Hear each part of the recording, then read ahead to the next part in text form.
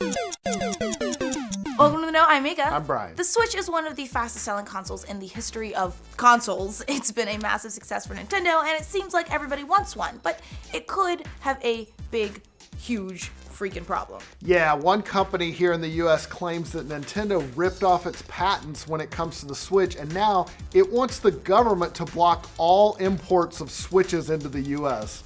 Which that would be a big deal. Yeah, that could be a long shot, Yep. but if it happens, it could be a huge, major problem for both Nintendo and gamers here in the States who have fallen in love with a portable console. So just in case, buy one now.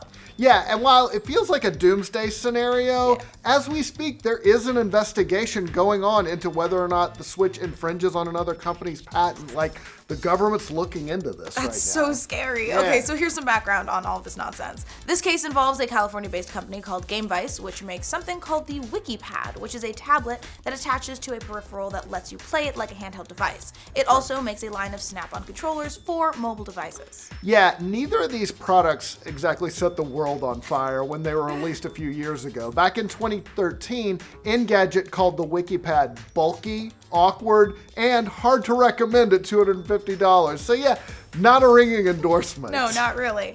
But while their products weren't exactly successful by any means, GameVice has said these Switch's JoyCons infringe on their patent when it comes to attachable handheld gamepads. This is what we meant to make. This good one. This one, that's ours. How dare you, Nintendo? Yeah, while there are some similarities between the devices, there are also some differences too. GamesIndustry.biz pointed out that the GameVice's controllers are designed to attach to a variety of tablets, whereas the JoyCons, they're specifically built for the Nintendo Switch. The JoyCons are able to operate independently, whereas GameVice products must be attached to a smart device. The JoyCons also have additional tech inside them, like an infrared sensor and the HD rumble. GameVice's don't. Those little differences, though, they matter when it comes to like patent lawsuits, though, Yeah, because they do. get like into the weeds. But apparently those little differences, they weren't enough for GameVice, so they sued Nintendo last August for violating its patents when it came to the Switch. But that lawsuit was dropped in October, according to Engadget, although it's not really clear why. So that brings us back to the present. Okay. Back in March, GameVice apparently took a different route and filed a complaint with the U.S. International Trade Commission.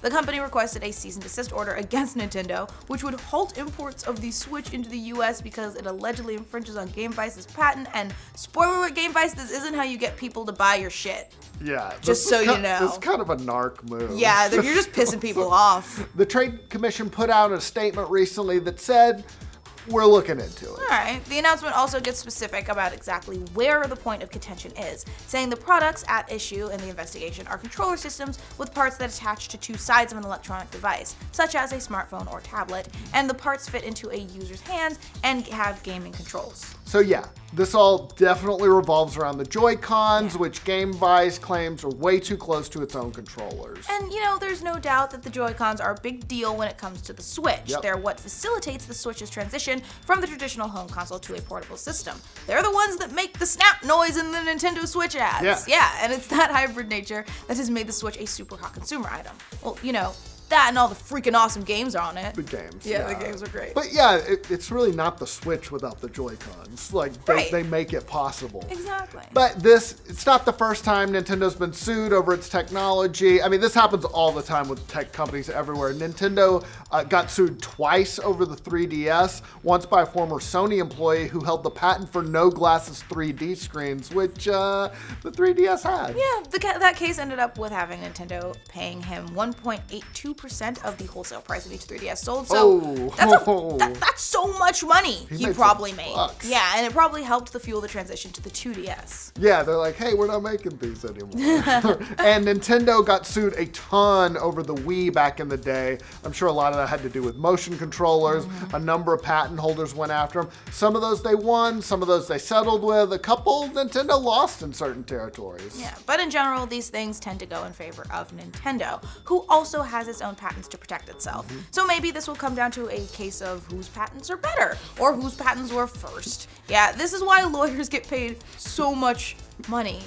Holy crap. My patent was written in gold pen. And they're like, yes, your patent. You are the winner. Approved. As for Game Vice's complaint about the Switch, the U.S. International Trade Commission says its investigation has begun, but it has not yet ruled on the validity of the complaint. The next step is that the commission will hold an evidentiary hearing to determine whether Nintendo is in violation of a particular section of the 1930 Tariff Act. Great year. You know, the 1930s, my favorite year. And it also says that it will make a final decision at the earliest practicable time. Practicable? Is that a word? Yeah. What does that mean, Brian? Practicable. All right. Means we'll do it as soon as we can. All right, fair.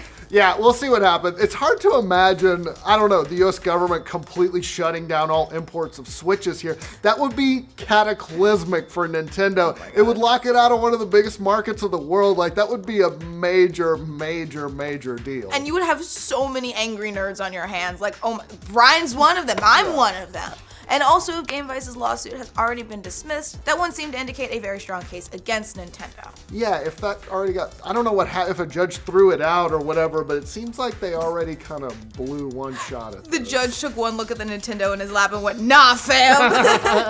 On the other hand, who knows? There's all this talk lately of tariffs on imported items into the U.S. We're getting a little more, protective about some shit. Maybe game consoles are next. Oh no. So what do you guys think about this latest move to possibly ban imports of Switches into the United States? Are you gonna book your ticket to Japan to smuggle one in? Let us know in the comments. And for all your Nintendo news and, international trade, be sure to like this video. If you're new around here, subscribe to the know. Yeah, subscribe to the know for all your international trade updates. New direction for the channel.